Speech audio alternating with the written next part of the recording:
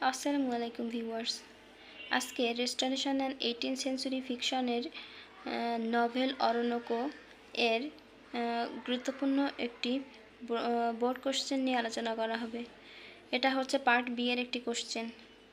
কোশ্চেনটি describe the horrors of slavery presented in অরণ্যকো।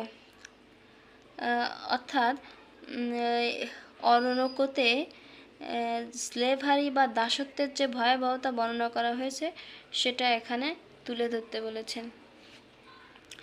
অরণ্যকো is the most celebrated novel written by Aphra Behn. Oroonoko Aphra বেনের লেখা সবচেয়ে বিখ্যাত উপন্যাস। In this novel Aphra Behn shows the clear picture of the horrors of slavery. এই উপন্যাসে Afra Ben দাসত্বের স্পষ্ট ভয়াবহতার চিত্র তুলে ধরেছেন। The European colonist treat the slave like a dog. European উপনিবেশবাদীরা কৃতদাসকে কৃতদাসের সাথে কুকুরের মতো আচরণ করে। They gave them new name. তারা তাদের নতুন নাম দেয়।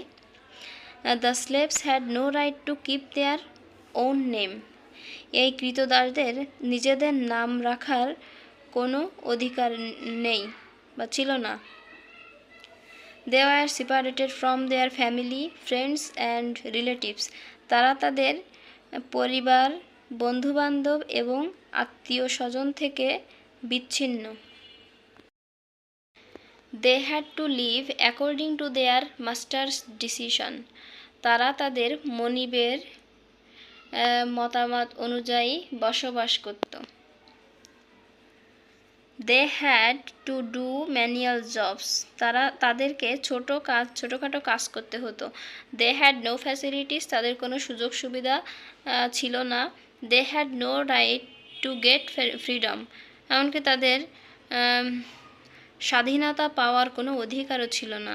দে had to lead their life in the poorest of the condition. তাদেরকে দরিদ্রতম অবস্থায় বসবাস করতে হতো। When they tried to escape. যখন তারা পালানোর চেষ্টা করে, they were caught and punished brutally. তাদেরকে ধরা হয় এবং নির্মমভাবে পানিশড করা হয়, মানে কি নির্মমভাবে শাস্তি দেওয়া হয়। If anybody tried to escape twice. যদি কেউ দুইবার পালানোর চেষ্টা করে, he was put to death.